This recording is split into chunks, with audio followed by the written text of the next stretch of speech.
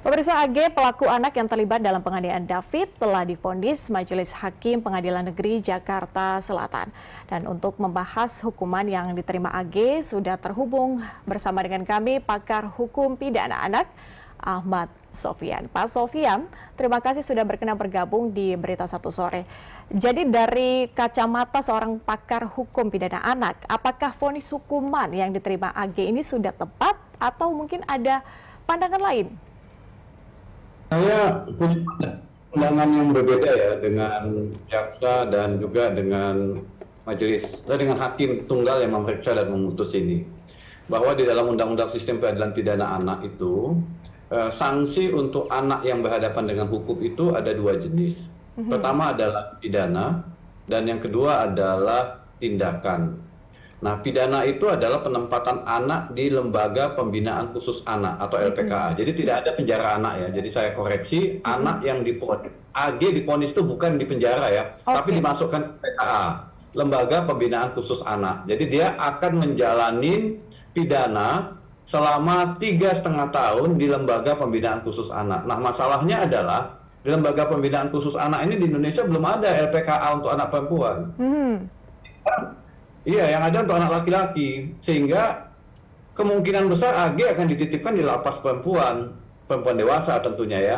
Setahu saya ya, tapi tidak tahu kalau dalam perkembangan terakhir ada. Nah, tapi tidak ada. Jadi LPKA itu kan dulu bekas lapas anak ya, kemudian diubah namanya berdasarkan Undang-Undang 11 2012 menjadi LPKA, Lembaga Pembinaan Khusus Anak. Dulu namanya lapas ya.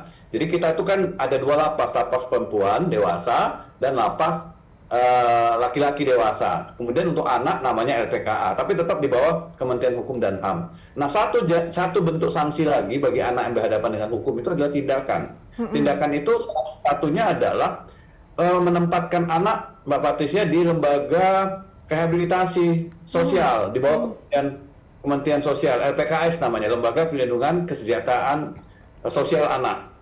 Jadi anak ditempatkan di sana, anak dipulihkan, mungkin AG mengalami tertekan juga kan selama dalam proses persidangan ini, bukan berarti dia nggak mengalami tertekan tuh ya. Sehingga LPKA itu menurut saya tidak tepat juga selama 3,5 tahun, harusnya itu dipecah. Misalnya 1 tahun atau 1,5 tahun di LPKA, 2 tahun di LPKS, sehingga ada proses rehabilitasi. Apalagi nanti kan dia digabung dengan perempuan dewasa ini. Saya yakin ditempatkan di lapas perempuan dewasa. LPKA itu kalaupun ada pasti bloknya sangat kecil, sempit di antara laki-laki gitu loh di LPKA itu. Jadi sebetulnya harusnya majelis juga mempertimbangkan, jangan hanya melulu mendengarkan tuntutan jaksa, karena Undang-Undang Sistem Peradilan Pidana Anak itu menempatkan apa yang disebut dengan double track system.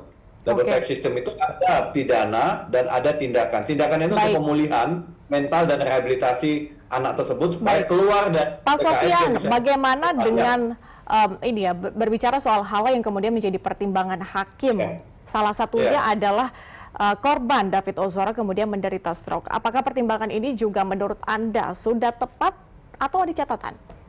Menurut saya tidak tepat ya, karena itu kan dilakukan oleh Dendi ya. Bukan si Agi tidak pernah melakukan tindakan fisik apapun terhadap David, tidak ada. Sehingga kalau itu jadi pertimbangan yang memberatkan nggak tepat juga. Sehingga menurut saya pengacaranya harus banding. Dan dia kan dikenakan pasal 355 junto pasal 55 ayat 1 angka ke-2, ayat 1 angka ke-1 ikut serta. Harusnya dia nggak ikut serta membantu. Meskipun AG ada di lokasi yang sama.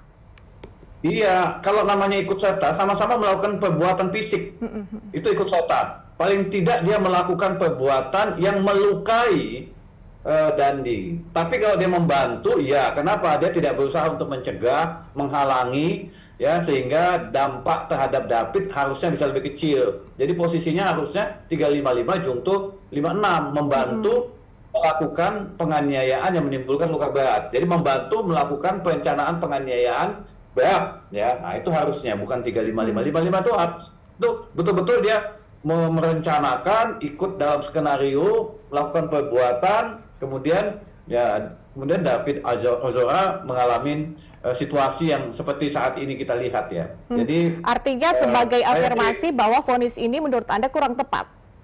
kalau menurut saya kurang tepat kalau dijungturkan dengan pasal 55 ya. Karena kalau 55 dia melakukan perbuatan secara aktif ya. Itu disebut dengan komisi, melakukan perbuatan. Sementara kan dia tidak. Dia lebih cenderung melakukan pembiaran atau omisi. Jadi membiarkan, menyebabkan David Ozora mengalami luka berat ya, menimbulkan geger otak, pingsan dan harus koma dirawat di rumah sakit. Jadi pembiaran yang lebih tepat, karena itu pembiaran dalam KUHP itu ada di dalam konteks pasal 56, yaitu membantu melakukan penganiayaan yang direncanakan menimbulkan luka berat. Jadi saya lebih tepat, lebih sesuai, ya, lebih pendapat kalau dia pasal 355 jungto 56 bukan 55. Baik, kalau pihak AG kemudian mengajukan banding, hal-hal apa yang menurut Anda mungkin akan meringankan atau mungkin vonis yang tadinya 3,5 tahun mungkin lebih kurang dari itu?